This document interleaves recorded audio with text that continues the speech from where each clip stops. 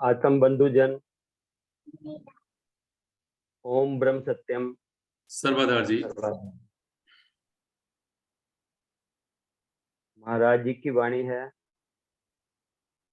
मानुष ताको आखिए जहाँ का शुद्ध विचार, पाप पुण्य पहचान के संभल संभल पगधार। हमारे मन में उठने वाले विचारों का, संकल्पों का, चिंतन का हमारे जीवन से गहरा संबंध। विचार चिंतन बीज के समान, जिस प्रकार के बीज हम बोएंगे उसी प्रकार के पेड़ पौधे बिकेंगे और फिर समय आने पर उसी प्रकार का फल भी देंगे। इसलिए हमें अपने मन की धरती पर बहुत सोच समझकर विचारों के बीज बोने चाहिए। यदि हम चाहते हैं कि हमारा जीवन सुखी एवं शांतमय हो, तो हमें चाहिए कि हम शुभ विचार के बीज ही धरती में बोएं। अशुभ विचारों से तो दुख एवं अशांति का फल ही प्राप्त होगा। हमारे मन में जिस प्रकार के विचार उठते हैं, जैसा हम चिंतन करते हैं, उन्हीं के अनुरूप हम कर्म करते हैं और जिस प्रकार के हम कर्म करते हैं वैसा ही हमारा जीवन बन जाता है। अशुभ विचारों को प्रथम तो मन में उठने नहीं देना चाहिए, और यदि कोई ऐसा विचार मन में उभर भी आए तो उसे तत्काल उखाड़ फेंकना चाहिए। नगण्य समझकर, तुच्छ समझकर उसकी उपेक्षा नहीं करनी चाहिए, क्योंकि आज जिसे हम छोटा और तुच्छ समझ रहे हैं वही बढ़ते बढ़ते कल जब विशाल रूप धारण कर लेगा और मन की धरती में अपनी जड़ें सुदृढ़ कर लेगा, उस समय उसे मन से उखाड़ फेंकना कठिन हो जाएगा। ठीक यही बात गलत या बुरे विचार के साथ भी है। यदि हम उसे छोटा या तो समझकर मन की धरती में एक को डाल देते हैं, यह सोचकर कि यह क्या हानि करेगा, पर अनुकूल परिस्थितियां प्राप्त होने पर जब वह अपनी जड़ें अच्छी तरह सुदृढ़ कर लेता है, तब हमें उसकी शक्ति का पता लगता है। क्योंकि तब उसे न केवल बाहर निकाल फेंकना हमारे वश के बाहर हो जाता है, अपितु हम उसके सम्मुख झुकने और उसके अनुरूप कर्म करने पर विवश हो जाते हैं। जिन व्यक्तियों को किसी न किसी प्रकार की बुरी लत है, उनसे पूछकर देखो उनकी यह दशा कैसे हुई और क्यों हुई। वो केवल इसलिए कि प्रारंभ में उन्होंने उसे महत्वहीन व तुच्छ समझकर पनपने व फलने फूलने का अवसर दिया, पर अब वह चाहते हुए भी उस बुरी लत अथवा आदत को छोड़ नहीं पाते, क्योंकि उसकी जड़ें गहरी और मजबूत हो चुकी हैं। इसलिए हमें मन की धरती में हर समय शुभ विचारों के बीज बोने चाहिए। हमारा चिंतन जब किसी भी दूसरे के प्रति द्वेष रखता है, उसका अमंगल सोचता है, तो उसका प्रभाव हमारे ही जीवन पर पड़ता है। हम जैसा सोचते हैं वैसा ही अपने को बनाते जाते हैं। जब हम दूसरों का भला सोचते हैं, करते हैं, तब हम अपना ही भला करते हैं। भला सोचते सोचते भला करने की प्रवृत्ति बढ़ती जाती है, फिर भला करना ही स्वभाव बन जाता है। अपने विचारों को वश में रखो, क्योंकि यही तुम्हारी वाणी बनेंगे। अपनी वाणी को वश में रखो, क्योंकि यही तुम्हारा कर्म बनेगी। अपने कर्मों को वश में रखो, क्योंकि यही तुम्हारी आदत बनेगी। अपनी आदतों को वश में रखो, क्योंकि यही तुम्हारा चरित्र बनेंगे। अपने चरित्र को वश में रखो, क्योंकि यही तुम्हारा भाग्य बनेंगे। भगवान ने मानव शरीर दिया है सबका मंगल सोचने के लिए, और अंत में परम मंगलमय भगवान की मंगलमय प्राप्ति के लिए। सतपुरुष समझाते हैं, जरा विचार करो, जब तक तुम्हें अपना लाभ और दूसरे का नुकसान सुखदायक प्रतीत होता है, तब तक तुम नुकसान ही उठाते रहोगे। जब तक तुम्हें अपनी प्रशंसा और दूसरे की निंदा प्यारी लगती है, तब तक तुम निंदनीय ही रहोगे। जब तक तुम्हें अपना सम्मान और दूसरे का अपमान सुख देता है, तब तक तुम अपमानित ही होते रहोगे। जब तक तुम्हें अपने लिए सुख की और दूसरे के लिए दुख की चाह है, तब तक तुम सदा दुखी ही रहोगे। जब तक तुम्हें अपने दोष नहीं दिखते और दूसरे में दोष खूब दिखते हैं, तब तक तुम दोष युक्त ही रहोगे। जब तक तुम्हें लेने में सुख और देने में दुख अनुभव होता है, तब तक तुम्हें उत्तम वस्तु कभी नहीं मिलेगी। जब तक तुम्हें भोग में सुख और त्याग में दुख होता है, तब तक तुम असली सुख से वंचित ही रहोगे। जब तक तुम्हें विषयों में प्रीति और भगवान में अप्रीति है, तब तक तुम सच्ची शांति से शून्य ही रहोगे। जब तक तुम्हें सत्संग में अरुचि और कुसंग में प्रीति है, तब तक तुम्हारे आचरण अशुद्ध ही रहेंगे। जब तक तुम्हें मृत्यु का डर है और मुक्ति की चाह नहीं है, तब तक तुम बार बार मरते ही रहोगे। पर हम क्या कर रहे हैं? हम सतगुरु की शिक्षा पे, सत्पुरुषों की शिक्षा पे कितना अमल कर रहे हैं? हमारा सारा ध्यान तो गपशप करने में लगा हो, मूड फ्रेश करने के नाम पर, माहौल को हल्का करने के नाम पर प्राय लोग वाणी विलास यानी हंसी ठिठोली में प्रवेश कर लेते हैं। जहां 4-5 लोग इकट्ठा हुए, गपबाजी मजाक मस्ती शुरू। आजकल तो कहते हैं कि गप्पे लड़ाने से गम कम हो जाते हैं। ये देव दुर्लभ जन्म मनोरंजन के लिए नहीं, गपबाजी के लिए नहीं, मनोमंथन के लिए मिला।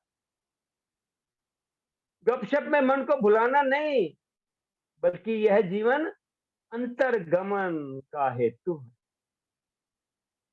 यह सुंदर अवसर भाव को सत्य के साथ जोड़कर भ्रमण आवागमन मिटाने हेतु मिला है। संत कहते हैं कि व्यर्थ कथा से मन भर लोगे तो धर्म कथा यानी सत्संग की बातों में रस नहीं आ सकता। व्यर्थ कथा क्या है? पर की कथा, यानी दूसरों की कथा, इधर उधर की बातें, चाहे मोबाइल पर करो, चाहे व्हाट्सएप पर करो, चाहे आमने सामने बैठकर करो। चैटिंग करना भी पर कथा ही है। ज्यादा न्यूज सुनते रहना, ये भी पर कथा ही है। किसी की बात करना या सुनना अपने माइंड में व्यर्थ कचरा भरना है। ये पर कथा ही निंदा, चुगली, झूठ और कलह के पाप को बुलावा देती है। इसके बाद होती है भोजन कथा। ये इतनी रसीली और स्वाद वाली है कि उसका तो एंड ही नहीं हो पाता। जब घर में कोई फंक्शन या पार्टी होती है तो मेन्यू की तैयारी में घंटों लग जाते। भोजन कैसा होना चाहिए, क्या क्या होना चाहिए, डिस्प्ले कैसा होना चाहिए, इसमें हर वक्त क्वेश्चन मार्क ही लगा रहता है। आज सत्संगशाला, आध्यात्मिक सेंटर किसी जगह पे खुले ना खुले, पर खाने की chain, food store, restaurant, cloth store पूरे देश में टिड्डी दल की तरह खुल रही है। यूं तो आजकल लोगों के पास पैसा और समय की बड़ी शॉर्टेज, परंतु फैशन और नए टेस्ट के लिए न पैसे की किल्लत है, न समय की समस्या है। चाहते ना चाहते हुए भी हम सब इस दिखावे में बहे जा रहे हैं। इसके अलावा देश की कथा, कौन प्रधानमंत्री में, कौन मिनिस्टर बन गया, राजकथा, कौन मुख्यमंत्री है, कौन सचिव बन गया, इन्हीं बातों में हम अपना अमूल्य समय जाया कर रहे हैं। आश्चर्य इस बात का है कि मनुष्य उन सारी चीजों से कनेक्ट होना क्यों चाहता है जिसका उससे कोई लेना देना नहीं, लाभ आने में, फिर भी उस पर रस क्यों है? ये रस, ये आसक्ति ही आध्यात्मिक मार्ग में बाधा है। इससे बचने का एक ही उपाय है, सत्संग। सत्संग में समय बढ़ाओ ताकि जीवन के अकाउंट में सादगी, सत्य, सेवा, सत्संग, सिमरन, सदाचार, ज्ञान, विवेक, वैराग की करेंसी बढ़े, ताकि ये आध्यात्मिक मार्ग पर चलना सुगम हो। एक सत्संगी होने के नाते मेरे जीवन में, मेरे चिंतन में परिपक्वता की झलक होनी चाहिए। मेरा चिंतन ऐसा होना चाहिए जो मुझे आध्यात्मिक मार्ग में आगे बढ़ाए और सार्थक चिंतन की ओर ले जाए। एक परमात्मा के अलावा शरीर, वस्तु, पदार्थ से संबंधित जो भी चिंतन है वह मेरा व्यर्थ का चिंतन है, क्योंकि ये सब समान व्यक्ति, वस्तु, पदार्थ पल पल में बदलने वाले हैं, नाशवान हैं। कहां से आया, कहां नर जाए, कौन तेरो मुकाम, मंगत सार विचारना, मानुष जन्म का काम। विचार करो, माता के गर्भ में आने से पहले मैं कहां था और मरने के बाद मैं कहां जाऊंगा, मेरे जीवन का लक्ष्य क्या है। यदि ये जानने का प्रयास नहीं किया तो यह अनमोल मानव जीवन व्यर्थ ही चला जाएगा।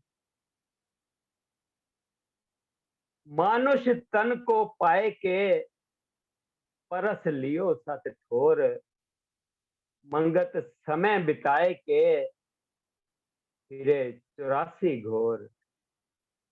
तुमने गर्भावास में प्रतिज्ञा की थी और रो रो कर प्रभु से कहा था कि इस मानुष जन्म को मैं आपके सिमरन भजन में लगाऊंगा और कोई दूसरा काम नहीं करूंगा। अब उस प्रतिज्ञा को भूलकर मिथ्या माया जगत में फंसकर फिर उसी भीषण गर्भावास की यंत्रणा भोगने की तैयारी क्यों कर रहे हो? तुम्हारा जीवन तभी सफल होगा जब तुम इस जन्म मृत्यु के भयानक चक्र से छूटकर अक्षय परम शांति को प्राप्त कर लोगे। सतपुरुष समझाते हैं, देखो अब तक जो भूल हो गई तो हो गई, उसके लिए रोने से कोई लाभ नहीं। जीवन के जितने दिन बाकी हैं, जब तक शरीर स्वस्थ है, इंद्रिय शक्त है, मन प्रबुद्ध है और बुद्धि काम देती है, तभी तक तुम इन्हें लक्ष्य यानी ईश्वर प्राप्ति की ओर लगाकर जीवन को सफल करने का प्रयत्न कर सकते। इन सब के असमर्थ होने पर यानी वृद्धावस्था आने पर कुछ भी नहीं कर सकोगे। ऐसा अवसर यानी मानव शरीर बार बार नहीं मिलेगा। जीवन के दिन यूं ही बीत गए तो भी पछताने से कुछ भी काम नहीं निकलेगा। इस परम लाभ को प्राप्त करने के लिए क्यों इतना आलस कर रहे हो? सतपुरुष बार बार चेतावनी देते हैं, चेतो, शीघ्र चेतो, क्यों देर कर रहे हो? पर हमारी बुद्धि में बात बैठती ही नहीं। जिसकी बुद्धि सत्संग में जाकर थोड़ी निर्मल हो गई, जिसमें आत्म अनात्म का विवेक आ गया, जिसकी इस जीवन का लक्ष्य है, जिसको इस जीवन का लक्ष्य है, अपनी मंजिल का बोध हो गया है, ऐसे सत्य मुतलशी अभिलाषी जिज्ञासु के चिंतन में फिर एक गहराई आ जाती। उस जिज्ञासु का चिंतन कैसा होता है और वे कैसे अपने मन को बार बार समझाकर व्यर्थ के चिंतन को छोड़कर सत्य चित्त आनंद स्वरूप आत्मा के चिंतन को प्रेरित करता है। आइए सुनते हैं एक सच्चे जिज्ञासु की अपने अंतर मन को गुहार। मेरा व्यर्थ चिंतन। जब मेरा सुंदर शरीर जन्म से मरण तक कई रंग बदल लगता है और अंत नाश को प्राप्त हो जाता है, तो मेरा सुंदर शरीर वास्तव में सुंदर नहीं बल्कि दुर्बल, निर्बल, खोखला है।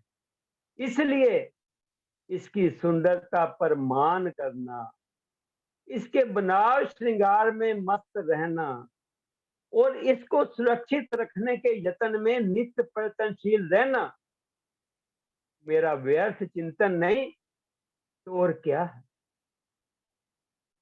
जब मेरी इंद्रियां मेरे मन की गुलाम है और मेरा मन मेरी बुद्धि का गुलाम है और मेरी बुद्धि स्वयं हैरान और परेशान है, तो मैं क्यों इंद्रियों की चेष्टा के पीछे पड़ा हूं?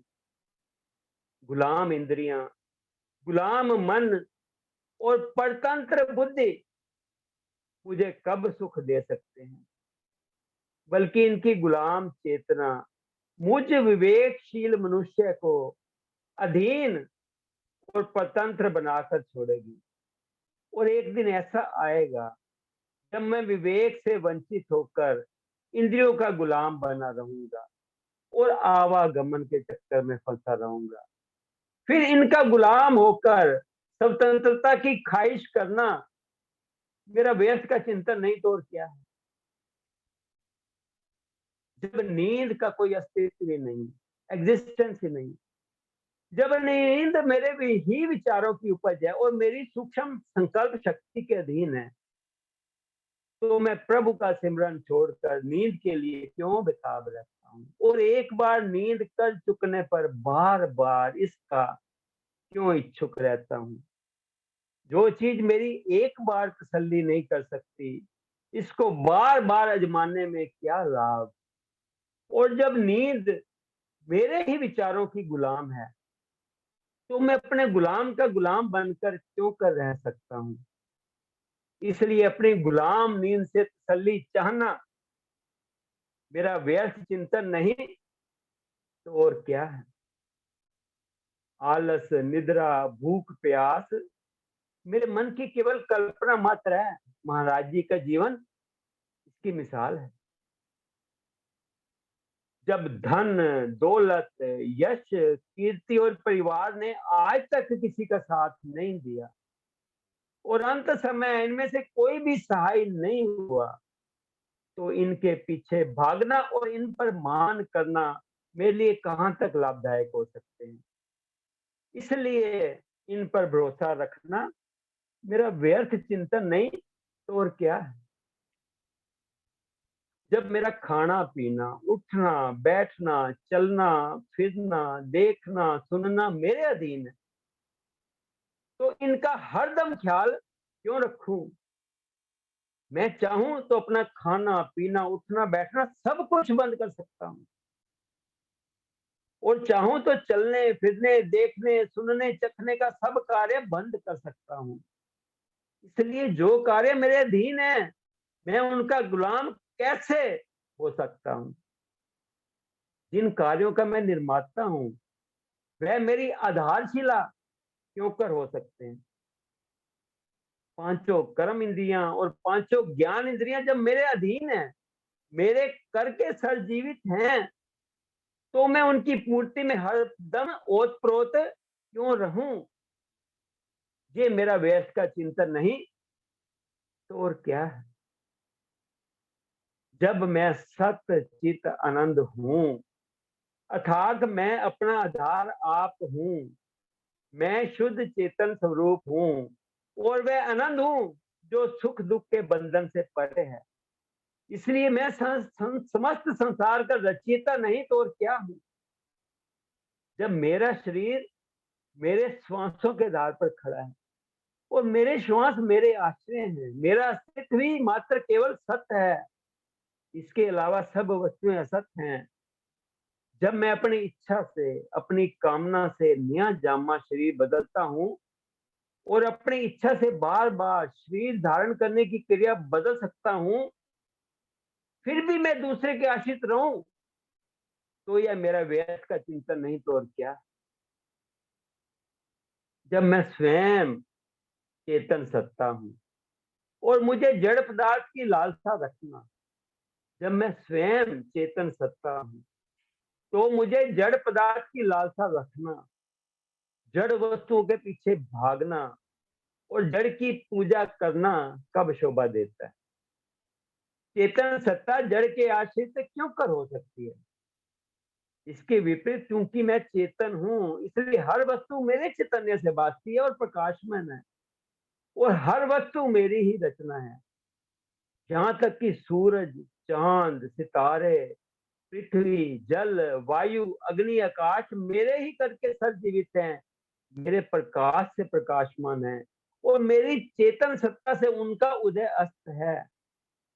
इस पर भी अगर मेरी बुद्धि पर अज्ञान का पर्दा पड़ जावे, और मैं अपनी ही रचना का गुलाम हो जाऊं, तो यह मेरा व्यर्थ का चिंतन नहीं तो और क्या है? जब आनंद मेरी ही एक अवस्था का नाम है, और आनंद मेरा अपना ही वास्तविक रूप है, और मेरे आनंद की हालत से हर वस्तु मुझे आनंददायक प्रतीत हो रही है, तो फिर मुझे संसारी वस्तुओं के संयोग से क्या दुख? संसारी वस्तुओं का अस्तित्व जब मेरी चेतन सत्ता का प्रकाश है, तो उनका संयोग और वियोग, उनकी प्राप्ति और अप्राप्ति मेरे लिए दुख का कारण क्यों कर हो सकती है? आनंद, अविनाशी शांति और सुख अर्थात समता जब मेरे अस्तित्व का दूसरा नाम है, तो ममता का बोझ मैंने अपनी बुद्धि पर क्यों लाद रखा? मोह का राग और माया का द्वेष मुझे क्यों कर स्पर्श कर सकते हैं? संसारी वस्तुओं के राग द्वेष से रहित रहने वाला मेरा अस्तित्व क्यों कर दुखी हो सकता है? इसके विपरीत, अगर मेरी बुद्धि अब भी मुझे दुख की ज्वाला में धकेले, तो इसमें मेरा क्या दोष? समता रूपी आनंद पाकर भी यदि मैं दुखी रहूं, तो यह मेरा व्यर्थ का चिंतन नहीं तो और क्या है? अपनी बेबसता से दुखी जिज्ञासु फिर ईश्वर से पुकार करता है, दया की, कृपा की याचना करता है। वो याचना करता है, हे सत्य चित आनंद आत्म सत्ता, तू मुझे माया मोह के भरम भुलेखे से सुरक्षित रख, ताकि मैं अपने शुद्ध स्वरूप से गाफिल ना होकर अपने ही आश्रय रहूं, अपने ही आनंद में मगन रहूं, और अपनी रचना का रचिता होने के कारण संसार की समस्त वस्तुओं से न्यारा रहूं, और अपनी सत की सत्ता में सदा स्थित रहूं।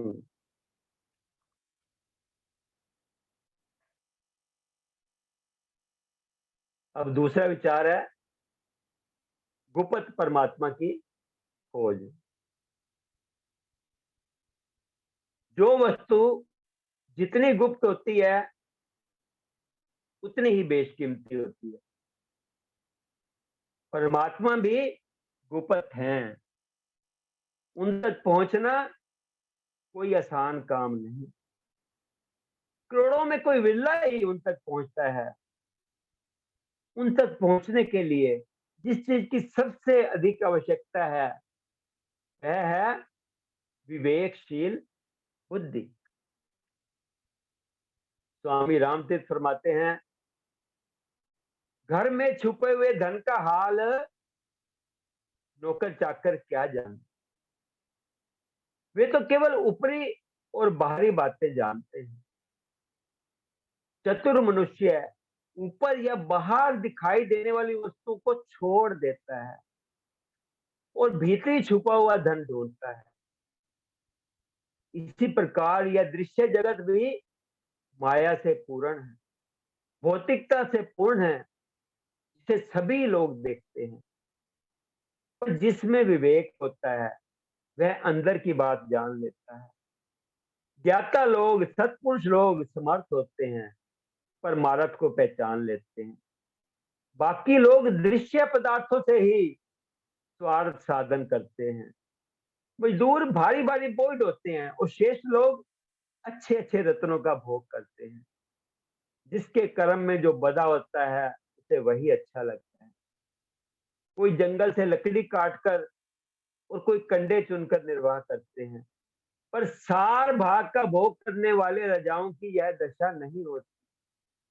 जो विचारशील होते हैं वे सुख आसनों पर सवार होते हैं और दूसरे लोग भार ढोते ढोते, हम जैसे संसारी भार ढोते ढोते मर जाते हैं। कोई तो अच्छे अच्छे अन्न खाता है और कोई विष्ठा ही बखोरता है। सभी को अपने अपने कार्य का अभिमान होता है। श्रेष्ठ लोग सार पदार्थों का सेवन करते हैं और आलसी लोग असार पदार्थ ग्रहण करते हैं। सार असार की बात ज्ञानी सत्पुरुष ही जानते हैं। पारस और चिंतामणि गुप्त रहते हैं और कंकड़ तथा कांच प्रकट रहते हैं। सोना और रतन खानों में छिपे रहते हैं, पत्थर तथा मिट्टी प्रकट रहती है। दक्षिणवर्ती शंख, दक्षिणवर्ती बेलें और अमूल्य वनस्पतियां गुप्त रहती हैं, पर रेड़, धतूरा और सिपियां बहुत होती हैं। कल्प करी, कल्प तरु कहीं दिखाई नहीं पड़ता, और दूसरे वृक्ष बहुत अधिक देखने में आते हैं।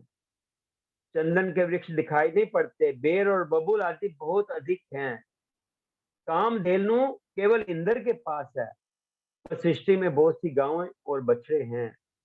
केवल राजा लोग, समर्थ लोग ही सौभाग्य का भोग करते हैं। बाकी लोग अपने अपने कर्मों के अनुसार भोग करते हैं। अनेक प्रकार के व्यापार करने वाले भी अपने आप को धनवान कहते हैं, पर कुबेर किसी महिमा किसी की भी नहीं होती। इसी प्रकार ज्ञानी और योगेश्वर लोग गुप्त अर्थ यानी ईश्वर को प्राप्त करते हैं। बाकी हाँ, हम जैसे लोग तो केवल पेट भरने वाले होते हैं और अनेक प्रकार के मत ढूंढते फिरते हैं। सार वस्तु तो किसी को दिखाई ही नहीं पड़ती, असार वस्तु सबको दिखाई पड़ती है। सार असार का विचार केवल साधु पूर्ण सतगुरु ही जानते हैं। दूसरे लोगों से इसके संबंध में क्या कहा जाए और वे सच झूठ क्या जाने। साधु संतों की बातें केवल साधु और संत ही जानते हैं। जो गुप्त धन दिखाई नहीं पड़ता उसी को देखने के लिए आंखों में अंजन लगाने की आवश्यकता है।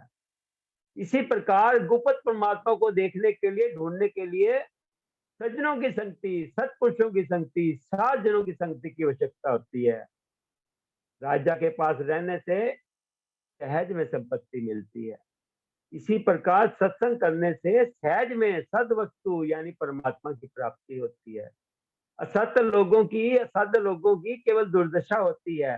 विचारवान पुरुषों को ही विचार की प्राप्ति होती है। ज्ञान स्वरूप खोजन करो, मिल सतगुरु उपदेश, मंगत आत्म रस रसे, मिट जाए सकल क्लेश। संसार में जितने पदार्थ दिखाई देते हैं वे सब एक दिन नष्ट हो जाएंगे, केवल परमात्मा ही नश्वर है और वह इस दृश्य जगत से अलग है और इससे परे है और इसके अंदर भी भरा हुआ है। वह सभी चर एवं अचर पदार्थों में है। यदि अपने ही मन में विचार पूर्वक देखा जाए तो उसका अनुभव होता है। बिना संसार का त्याग किए और बिना प्रपंचों तथा उपाधियों को छोड़े केवल विचार की सहायता से ही लोगों का जीवन सार्थक हो सकता है। यह अनुभव की बात है। अनुभव करने वाला ही चतुर होता है और कोई नहीं। अनुभव और अनुमान, नगद और उधार एवं प्रत्यक्ष दर्शन और मानस पूजा में बड़ा अंतर है। जो लाभ जन्म जन्मांतर में होने वाला है उसे उधार समझना चाहिए।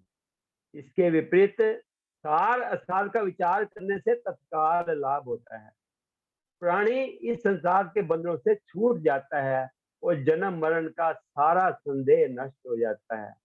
इस विचार शक्ति द्वारा मनुष्य इसी जन्म में और इसी समय सॉरी इस संसार से मुक्त हो सकता है।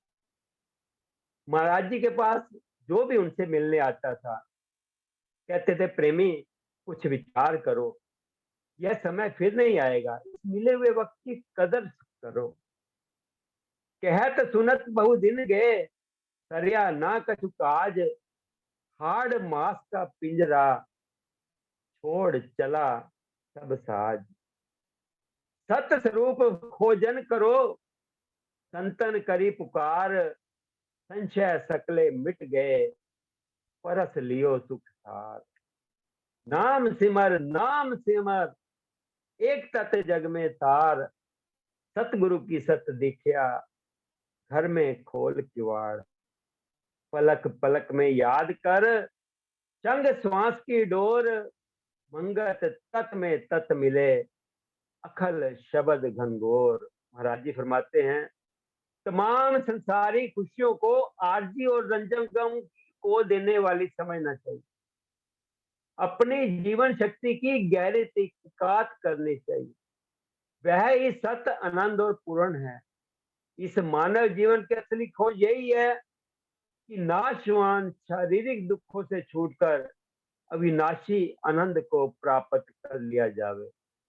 मगर इस मंजिल को मुकम्मल करने की खातिर बड़े उत्तम उत्साह की जरूरत है। तो अपने निश्चय को हर वक्त सत्य प्राण बनाएं और शारीरिक गम और खुशी प्रभ आज्ञा में समर्पण करें और नाम सिमरण में अधिक प्रेम उत्पन्न करें। नाम सिमरण ही सर्व वासना के खेत से पवित्र करने वाला है। शारीरिक सुखों में मर्यादा धारण करें और नुमाइशी जिंदगी का पूर्ण त्याग करते हुए सादगी, सत, सेवा, सत्संग, सत सिमरन के सुलों में अपने आप को निश्चल करें। ऐसे जब मर्यादा में जीवन यात्रा को कायम कर लिया जावे तो फिर मनोवृत्ति सत सिमरन में पूर्ण निश्चय से दृढ़ होती है। प्रभु आज्ञा में ज्यों ज्यों बुद्धि संतुष्ट होती है, यानी अपने कर्तापन को समर्पण करके उस परम तत्व को कर्ता हरता जान करके सिमरण ध्यान में दृढ़ होती है, त्यों त्यों अंतःकरण से वासना का भयानक जाल नाश को प्राप्त होता है और अकार्त तत्व अविनाशी शब्द का अंतर में बोध होता है। यह अवस्था परम सुख और निष्पाप की है। असली गुरमुख होकर अपने आप को सत्य प्राण बनावे, नम्रता, प्रेम, सिमरण, सेवा का भूषण पहन करके अपने जन्म जन्म के अंधेरे को दूर करें और निज आनंद स्वरूप आत्मा को अनुभव करके परम शांति को प्राप्त करें। जप तप सिमरण धारणा और साचे नाम प्यार, गुरमुख जीवन पाए के जीत लियो संसार। जप तप सिमरण धारणा और साचे नाम प्यार, गुरमुख जीवन पाए के जीत लियो संसार। ओम ब्रह्म सत्यम सर्वदा।